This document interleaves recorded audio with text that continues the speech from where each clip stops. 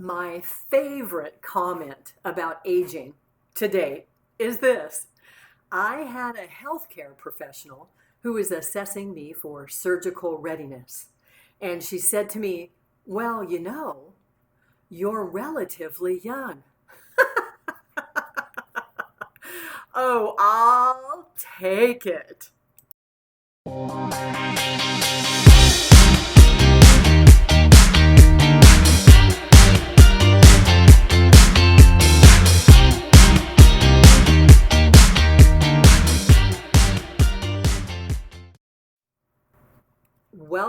Welcome, and one more welcome to Bangs and Botox, Women Who Wear Aging Well, the podcast where just right-aged women don't just age, we glow up.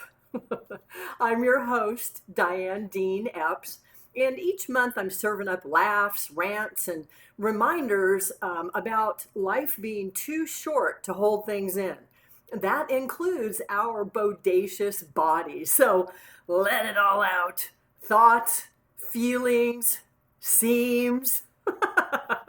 I'm an author, a teacher, a comedian, and a mama and a Mimi to the second power. If aging's the joke, then we might as well own the punchline along with our point of view. You can subscribe now to Bangs and Botox for ease of access to humorous asides as we row along through the river of life. Yeah, so from chin hairs to career pivots, from hot flashes to, what the heck was I saying again? Nothing's off limits. Just a quick shout out to my male listeners. This podcast is for you too. Well, how so? Because you love a woman, and more than likely, several women. They're your moms, sisters, grandmothers, friends, confidants, temperature checkers, inspiration givers, and so much more. Women is in the title of my podcast because this scripted, so it doesn't seem like it is scripted show, is from the perspective of this woman. So naturally, that means what may be classified as female topics like, yes, the menopause specifically, and the physical aspects of inhabiting a female body in general, invisibility, and assumptions that we must have already done it all, or at least what we could. Well, that's all included because that's my experience. P.S. We're not finished. We haven't done it all. There's a lot left to do. We haven't done it all by a long shot. And I'm here to tell you that this is also about celebrating women. It's a big slice of wonderful to be here with you today for our comedy clutch that I refer to as sit down stand up. In my last episode, hip hip hooray, I talked about how my aging hips they weren't lying anymore, which meant I needed to go hip shopping. And I don't mean like go find cool outfits, I needed the actual hip. And guess what? Success. I got to have hip surgery, not I had to have hip surgery. So woot, woot. That means now I'll have to retire my fun line I enjoyed saying here we go, last time. I'm still rocking all original parts. Well, minus one. I'm post-op total hip replacement surgery about 18, 19, 20. Yes, I'm counting days now. And I'm living in a state of perpetual gratitude. Quick little sidebar, there's funny things all around you about hips, and you notice it more when you're, in the midst of something like this. So recently I discovered a reboot of Murphy Brown from 2018. You remember that was that news show that starred Candace Bergen? Well, it came back in 2018. It was such a luscious discovery. I mean, I felt like it's like when I look through the refrigerator and I find in the cheese section, I'll find that I stowed away a piece of candy. Yay! So my favorite line is when she's chasing someone down who's trying to escape being interviewed by her. And she says, you can run, but I've got 2 titanium hips, so I'll outlast you. I love that. And it's so relevant for me. As of the recording of this podcast, I'm using one walking stick to navigate out and about, little less out and more about for right now. I'm probably enjoying poking my husband with the aforementioned walking stick a little bit too much. So I'm not sure who's more excited about the prospect of me graduating into no walking stick status, him or me. Can you guess? Probably him. So here's a quick little funny story for you. Later in the show, I've got Coming In by a Whisker in Storytime with Diane. But here's a story amongst the many stories. So just last week, I went for my post-op appointment, and we had just had a major storm up here in Northern California, which evidently had caused some flooding in the surgical office there. Not where they do the surgery, but where you see the doctors who do the surgery. I don't know why I keep clarifying that which doesn't need to be clarified, but there you go. So this means they had a construction crew working in the back behind a visqueen curtain. You could see through it, but maybe the dust wouldn't get out. So they could see the patients. I ended up in the exam room right across from the major work site, construction people going in and out every minute, zipping it up and unzipping it. So the door was open to my exam room as I'm shucking my pants for a little look-see at the surgical site by my surgeon. And then I had opened the door earlier because I got hot. We'll talk about all that later. And I needed some air. So we all noticed at the same time that the door hadn't really completely been closed. And I'm unbuttoning my pants. The construction workers have an all access for potential fans only view of my form. You know what? It gives a whole new meaning to the term HIPAA. So last time around, I was pre-op on a hip I needed to upgrade post-haste. So the physical was indeed center stage. Well, this time around it remains because I'm still talking about the physical, but this time it's the menopause. It takes center stage. Why do I call it the never pause? Well, because the symptoms of the menopause never do pause. Now, what I'm not sure about is why I'm speaking in a British accent when I say the never pause. And it's not my best work with that British accent, I do realize. But it just seems like a fancy way to talk about that which we didn't used to talk about at all. And talking about this subject is long overdue for me, this being my 13th episode of my Bangs and Botox podcast. Can you believe that?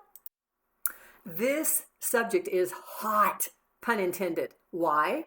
Well, on the this is a hot topic metaphorical front, my theory is it's because the popular girls are now in the throes of the menopause. So thus, there's tons of interviews, assertions, and helpful hints offered up by influencers, actors, and public figures the media are actually eager to hear from.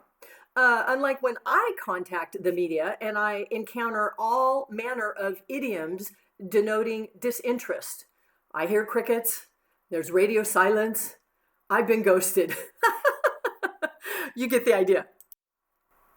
As is my practice, there are themes that go along with the topic. So with the never pause, I like these empowering themes. So this is about living our lives and our truths out loud. We can empower ourselves to do this whole out loud living. And yes, it involves us how resilient we are, because part of the out loud living is we're living life off the mat, so it gets messy sometimes. To be a woman is to embrace and navigate change. And you know what? Heck, let's just say it. To be a man is to embrace and navigate change, because to be a human is to navigate and embrace change.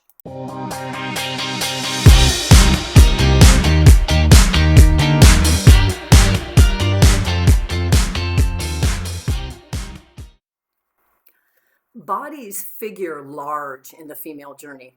And let's face it, heaven help us if we are perceived as large, right? And I covered that one in my episode called The Good Body. It was several episodes back because it's just an important topic. My temperature gauge has two settings, hot and cold, speaking of bodies. I don't have any mid. So can we chat a bit about this hot thing? As a woman, I can't say I'm hot without it launching an annoying commentary sequence. I get that knowing look as though I've just shouted, "Hey everybody, I'm in the throes of a menopausal hot flash." God, I just find it so annoying. So that's when I tend to fluff out my tail feathers, heck, all of my feathers, and take up quite a bit of space physically owning it.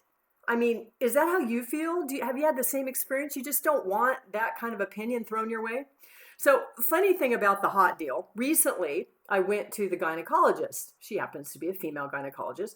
And I asked her about these continuing hot flashes because, I didn't just go through the menopause. And, she just shrugged, made kind of a meh sound. And I thought, well, thanks, doc. That's really helpful. So let's drill down into what you might be experiencing when encountering the change. So you'll notice I've used a few terms. There's so many, and I'll get into a few of the funny ones a little bit later about. So it's the menopause. I call it the never pause, and then the change.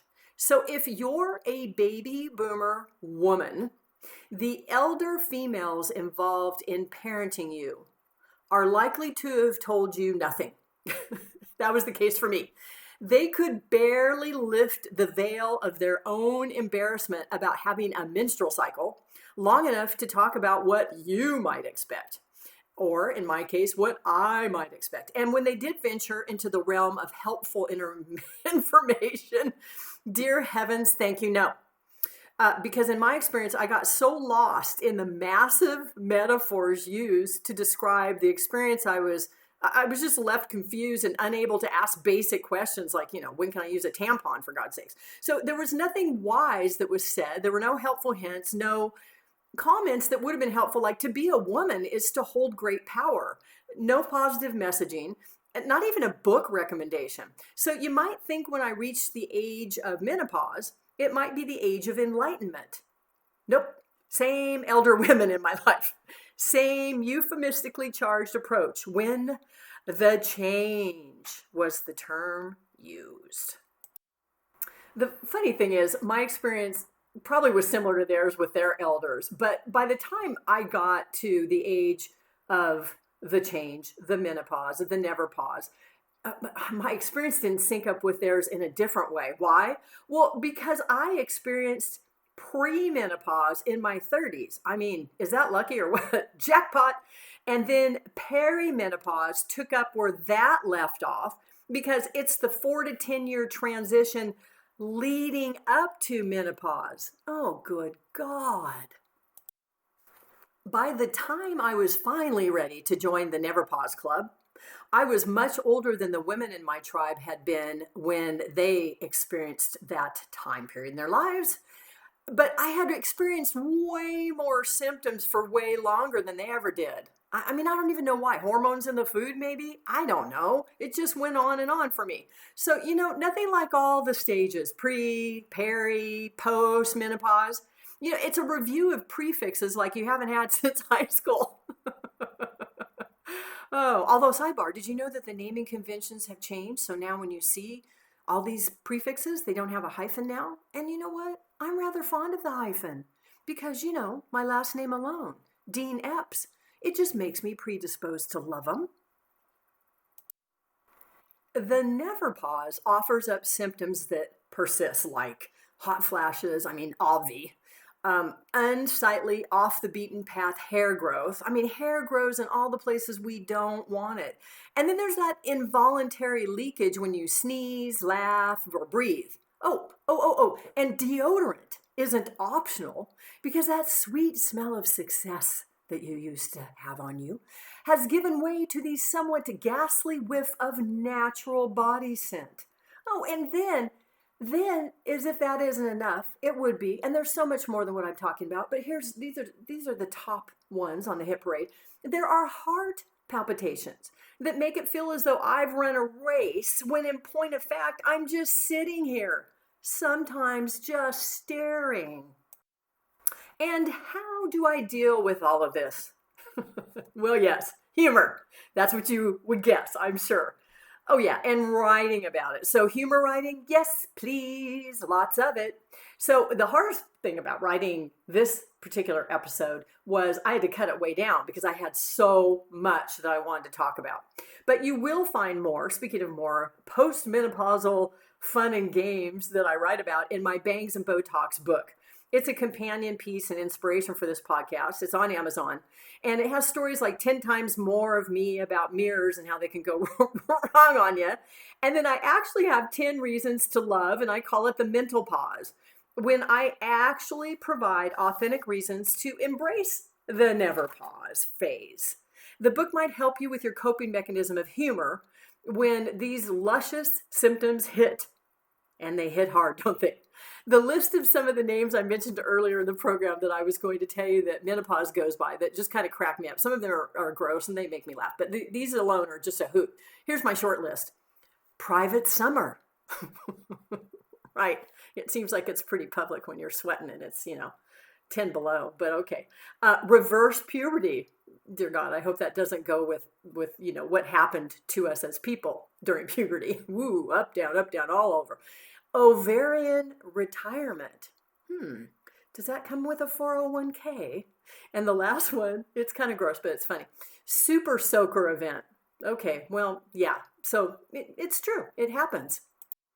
And there's so much fodder when you go through these and we connect because we're going through it together, aren't we? And we know women who are going through this. So first though, let me give you some other ways that you can enjoy fodder for the laughing.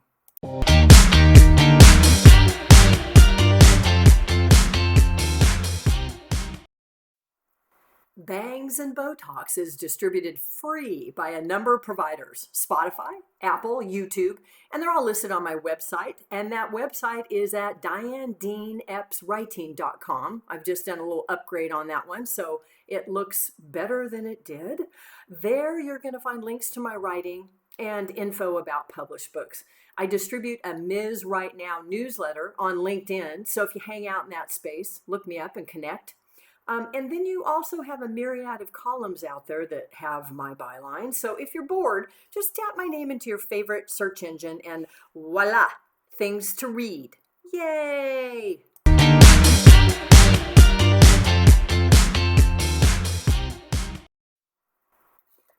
While I do find the humor that is just intrinsically part of the never pause, there are so many things surrounding the experience, though, that I would say are, I guess I'll call them indignities in these experiences.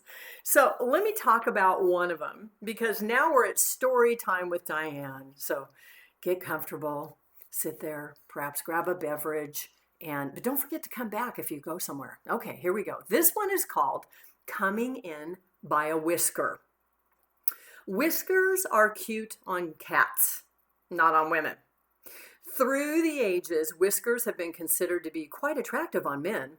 My husband sometimes grows a goatee and it looks nice on him. Mine does not. Besides, it's not the look I'm going for. Hence, I must perform hardcore daily maintenance tasks related to facial hair. Let me tell you, my comprehensive body maintenance checklist is so long by now. The number of areas I need to attend to is akin to that of the number pi. Now that makes me want pie. God, I love berry pie. Okay, I'm back. Anyway, facial hair, right. So the policing of hairs includes plucking my eyebrows, which is number one on my not loving this task hit parade for now. It might shift what else moves into number one position. The tasks they do jiggle around on a daily basis there. Sometimes I'm not sure if the hair I find in my person is my own or if it's from our furry critters. When I find one, I hold my breath as I trace its origin. I am always so relieved when that thick white hair, seemingly rooted to my cheek, turns out to be the dog's hair. Woo! Yep, that time. Though we can all acknowledge we're human beings who share a collective experience, ergo, I'm not alone in these discoveries, I'm still mortified at the acceleration of my body's random hair growing.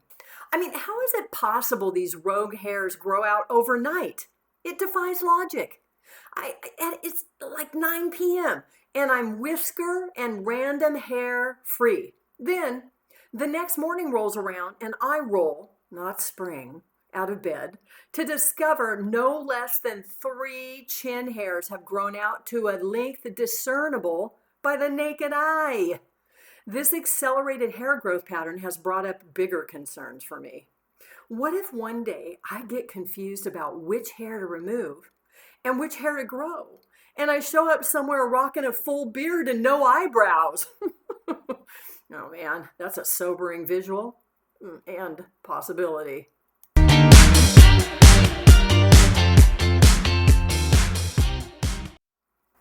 This is my second installment of Songs You'll Be Humming. Now, unfortunately, you won't hear the songs on this podcast because nothing gets unwanted attention from one of the providers who distribute your podcast than using copyrighted material. It doesn't matter if you attribute it, they just don't want you to do that. So, offline over at the Spotify headquarters is where I've got these puppies housed. This episode offers up a menopause-themed playlist, and it features Hot Blooded by Foreigner. Remember that one? Hot Blooded, check it and see. Okay, there are 20 songs representing all genres, and most of the songs, they do have the word hot in the title. Because let's face it, hot flashes are the best known, most widely experienced symptom.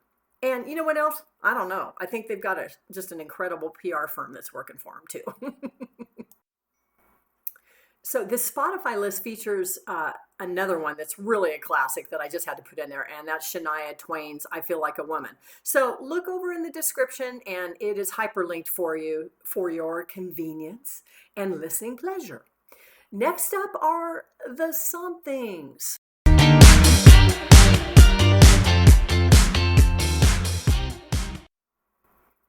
Well, now that I'm post-op on hip surgery, can't talk about that enough, can I?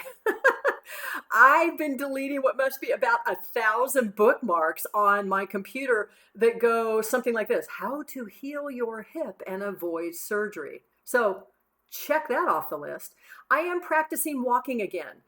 Last week, I spent an entire day just sort of free-forming around the old homestead cooking, and I went and got groceries. And in general, I acted as though I hadn't had surgery a mere 2 weeks later, because right now I'm about 3 weeks. So the next day, my new hip reminded me, hey, I'm new here, so go easy, okay? We're building something beautiful here, but it'll take time. Love, your new hip. So I've returned to using at least one walking stick.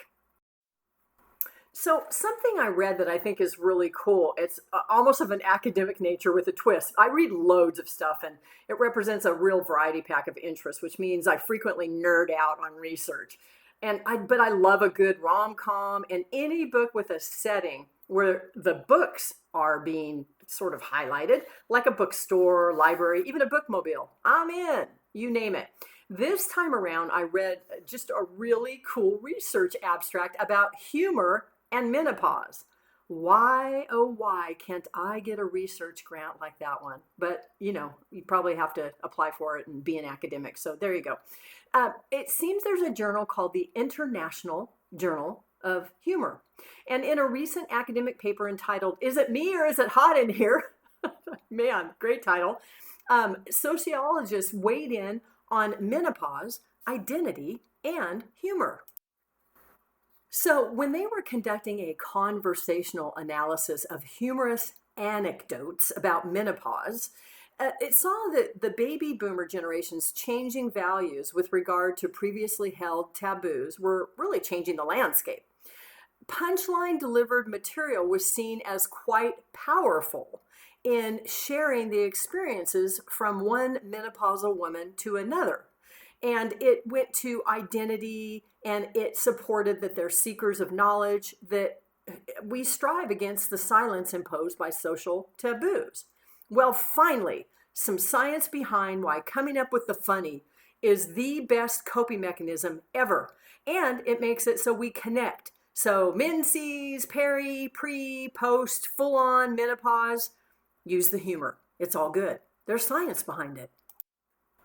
Something I'm watching, well, the new season of Shrinking. It's on Apple. I tried not to binge. I think it's season 3, maybe. It's got that amazing cast: Harrison Ford, Jason Segel, Jessica Williams. Oh my gosh, so many great people. And it is about therapists. And it just also it can do the serious right in there with the humorous. And this season had Jeff Daniels played a dad, and then Michael J. Fox made an appearance. Amazing. Highly, highly, highly recommend. Next one, Going Dutch. Oh my gosh. Season 2 is just as good as its freshman debut in season 1. It's on Hulu. It stars Taylor Mishak, Dennis Leary, and Danny Pudi. And the setting is a U.S. base in the Netherlands where loudmouth Colonel, Dennis's character, gets put after he had some sort of rant. So he's in charge of a base that there's no guns, no weapons, but they're known for amazing cuisine and their cheese. It is hilarious. So before I yodel out, that's a wrap, let's get to our closing essential questions. There are a few on this episode, which are really, kind of thought-provoking, I think.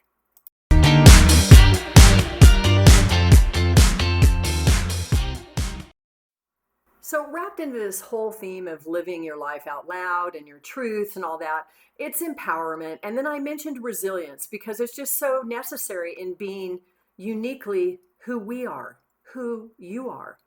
And if you're one of my male listeners, heck, if you're my one male listener, just swap out any of the girl, woman references, girls, because I was talking about younger women and their experiences when they were first told about their menses, and focus on the real message, which is we empower ourselves to live out loud. So the first 2 quotes are very female centered, but remember, you can swap in your own identity, experiences, and challenges. At menopause, a time of extremely high power and shape-shifting, we are told to behave as though nothing is happening, to continue the game of life as if we are still girls. We are not girls. And to continue to act as though we are robs the world and the coming generations of our insights. That's Alice Walker. Up next are a couple that I couldn't find the attribution for them, but here they are. Women in menopause don't care because we're finally done trying to fit into the small, tidy box the world expected us to squeeze into for decades. The next one, surround yourself with people who empower you, believe in you, support you, uplift you, motivate you. Oh, and they should appreciate you. So important, no matter who we are, no matter which gender or non-gender that we are identifying or not identifying with. Next is by Cory Booker. Never let your soul be silenced. Live life out loud. Every day tell your truth, not with words, but with actions from your heart. Everything you ever wanted is learned how to draw it out of yourself because you are just that powerful. Yes, you are. And here are my essential questions for you. As long as you aren't driving or in a work meeting, maybe you want to jot these down and come back to them. Press pause so you can really mull. It's up to you. No one tells you what to do, but it's just, you might want to. First one, where specifically in your life are you showing up in an absolute real version of yourself? Next up, who makes you feel empowered, supported, uplifted, motivated, and appreciated? I want names. And what do you need to draw out of yourself that which might still be an untapped superpower? All right, that's a wrap for this week, dear listeners. Our experience is a shared one. Thank you so much for taking the time to connect. Whether it's in person, via the airwaves, or the written word, it's all powerful in creating community. It's your right, remember, to own your space and your place in this world. And speaking of that, where am I owning my space? Well, here's where you can find me. Wherever fine social media channels exist, I'm on some of them. And those would be Instagram, Facebook, LinkedIn, and I'm on Medium. That's a super fun place to go. And I can be located under my name of Diane Dean-Epps or my alter egos, Ms. Right, Ms. Right Now, Ms. Right Now author, and my Bangs and Botox brand. Look me up. Love to connect with you. Until our next Bangs and Botox, Women Who Wear Aging Well Comedy Coffee Clatch podcast, friends.